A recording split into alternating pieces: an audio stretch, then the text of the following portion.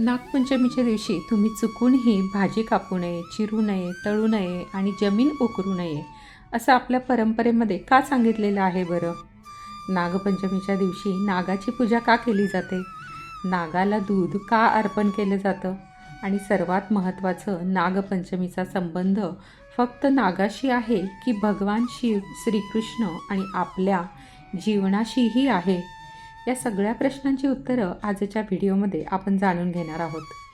नमस्कार. आज आपण जाणून घेणार आहोत नागपंचमीचे धार्मिक महत्त्व, त्यामागील कथा, या दिवशी काय करावे आणि कोणत्या कृती टाळाव्यात. श्रावण महिना म्हटलं की भक्ती, साधना आणि सणांचा पवित्र काळ. आणि श्रावण शुद्ध पंचमीला साजरा केला जातो नागपंचमीचा सण. या दिवशी अनेक महिला उपवास करतात, नवीन वस्त्र, अलंकार परिधान करतात आणि नागदेवतेची पूजा करतात. पण हा सण केवळ एक धार्मिक विधी नाही, तर यामागे निसर्ग, देवत्व, कृतज्ञता आणि सर्व प्राणीमात्रांमध्ये परमेश्वर पाहण्याचा सुंदर संदेश दडलेला आहे. आपल्या सनातन परंपरेमध्ये नागाला विशेष स्थान आहे. भगवान शिवांच्या गळ्यात नाग आहे. भगवान विष्णूंची शय्या म्हणजे शेषनाग. समुद्र मंथनाच्या वेळी वासुकी नागाचा उल्लेख येतो. आणि भगवान श्रीकृष्णांच्या जीवनातील कालिया मर्दनाची कथा तर आपल्या सगळ्यांनाच माहीत आहे. म्हणून नागाला केवळ एक प्राणी म्हणून न पाहता आपल्या परंपरेमध्ये त्याच्याकडे दैवी प्रतीक म्हणून पाहिले गेले. नागपंचमी म्हणजे या नागतत्वाबद्दल आदर आणि कृतज्ञता व्यक्त करण्याचा दिवस. आता जाणून घेऊया या सणाशी संबंधित एक प्रसिद्ध कथा. महाभारताच्या परंपरेमध्ये राजा जन्मेजयाने सर्पयज्ञ केला होता. या यज्ञामध्ये मोठ्या प्रमाणावर सर्पांचा नाश होत होता. तेव्हा आस्तिक ऋषींनी राजा जन्मेजयाला प्रसन्न करून घेतले आणि वर मागण्याची संधी मिळाल्यावर त्यांनी सर्पयज्ञ थांबवण्याची मागणी केली. राजाने सर्पयज्ञ थांबवला आणि हा दिवस पंचमीचा होता, अशी धार्मिक परंपरेतील मान्यता आहे. म्हणून नागपंचमी आपल्याला एक अतिशय सुंदर संदेश देते. विनाशापेक्षा संरक्षण श्रेष्ठ, द्वेषापेक्षा करुणा श्रेष्ठ आणि प्रत्येक जीवाबद्दल कृतज्ञता ठेवणे आवश्यक आहे. नागपंचमीशी जोडलेली आणखी एक प्रसिद्ध कथा म्हणजे कालिया मर्दन. यमुनेच्या डोहात कालिया नावाचा नाग राहत होता. त्याच्या विषामुळे यमुनेचे सगळे पाणी दूषित झाले होते, अशी कथा सांगितली जाते. गोकुळातील लोक आणि गायी त्रस्त झाल्या होत्या. तेव्हा भगवान श्रीकृष्णाने यमुनेमध्ये प्रवेश केला आणि कालिया नागाचे मर्दन केले. शेवटी कालिया नागाने श्रीकृष्णाला शरण आला. या कथेतून आपल्याला एक मोठा आध्यात्मिक संदेश मिळतो.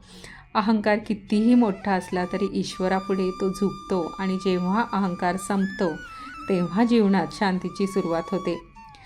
नागपंचमीच्या दिवशी हा महिलांसाठी विशेष सण मानला जातो. महिला उपवास करतात, नागदेवतेची पूजा करतात, नवीन वस्त्र आणि अलंकार परिधान करतात.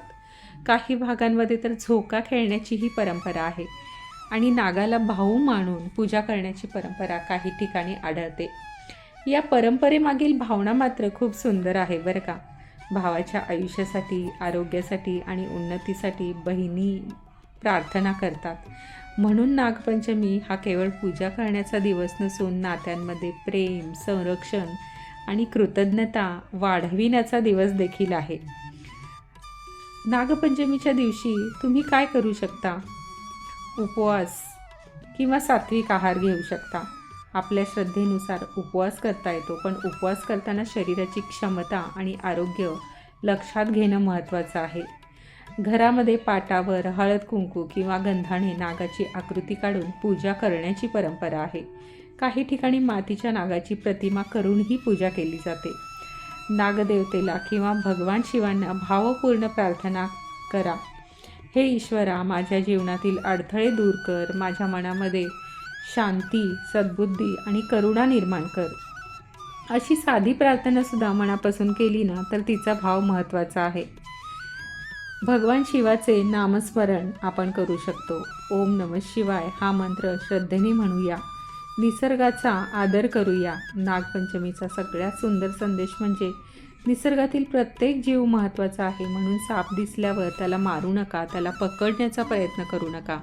सुरक्षित अंतर ठेवा आणि शक्य असल्यास प्रशिक्षित सर्पमित्रांची मदत घ्या. धार्मिक परंपरेनुसार नागपंचमीच्या दिवशी काही कृती टाळण्याची परंपरा आहे. भाजी कापणे किंवा चिरणे, तळणे, जमीन उकळणे, नांगरणे या कृती टाळण्यामागे धार्मिक आणि प्रतिकात्मक विचार सांगितला जातो. नाग हा भूमीशी संबंधित जीव असल्यामुळे या दिवशी भूमीला त्रास न देण्याची भावना या परंपरेमागे असू शकते. म्हणजेच एक दिवस तरी आपण निसर्गाला त्रास न देता त्याच्याबद्दल कृतज्ञता व्यक्त करूया. नागपंचमी म्हटलं की आपल्या डोळ्यासमोर एक दृश्य येतं. नागाला दूध पाजताना अनेक लोक आपल्याला दिसतात. पण इथे एक महत्त्वाची गोष्ट सांगणं आवश्यक आहे. साप हा दूध पिणारा प्राणी नाही. धार्मिक श्रद्धेचा आदर ठेवतानाही प्रत्यक्ष सापाला दूध पाजणे त्याच्या आरोग्यासाठी योग्य नाही. म्हणून नागदेवतेची पूजा करायची असेल तर नागाच्या प्रतिमेची किंवा चित्राची पूजा करा. हीच श्रद्धा आणि प्राणी संवर्धन याचा सुंदर समतोल साधणारी पद्धत आहे. आपण अनेकदा सण साजरे करतो, पूजा करतो, नैवेद्य दाखवतो, पण त्या सणामागचा संदेश विसरतो. नागपंचमी आपल्याला सांगते सर्व प्राणी मात्रांमध्ये परमेश्वर आहे. आपल्याला एखादा जीव आवडत नसला तरी त्याचा जगण्याचा अधिकार आपण हिरावून घेऊ नये. साप दिसला म्हणून घाबरून त्याला मारणे हा उपाय नाही. त्याचप्रमाणे त्याच्या जवळ जाऊन फोटो काढणे किंवा त्याला हाताळणेही योग्य नाही. श्रद्धा असू द्या, पण त्यासोबत विवेकही असू द्यात. या नागपंचमीला आपण एक संकल्प करूया. मी निसर्गाचा आदर करेन, कोणत्याही निरपराध जीवाला त्रास देणार नाही. माझ्या मनातील भीती आणि अहंकार कमी करण्याचा प्रयत्न करेन आणि प्रत्येक जीवांमध्ये ईश्वराचे अस्तित्व पाहण्याचा प्रयत्न करेन. कारण शेवटी देव फक्त मंदिरात नाही, तो निसर्गात आहे, तो प्रत्येक जीवांमध्ये आहे आणि तो आपल्या अंतःकरणातही आहे. जर तुम्हाला नागपंचमीच्या या माहितीमधून काही नवीन गोष्टी समजल्या असतील तर हा व्हिडिओ लाईक करा, आपल्या कुटुंबियांना, मित्रमैत्रिणींना शेअर करा आणि अशाच आध्यात्मिक आणि ज्ञानवर्धक व्हिडिओसाठी चॅनलला सबस्क्राईब करा. कमेंट बॉक्समध्ये हर हर महादेव लिहायला विसरू नका. सगळ्यांना नागपंचमीच्या हार्दिक शुभेच्छा.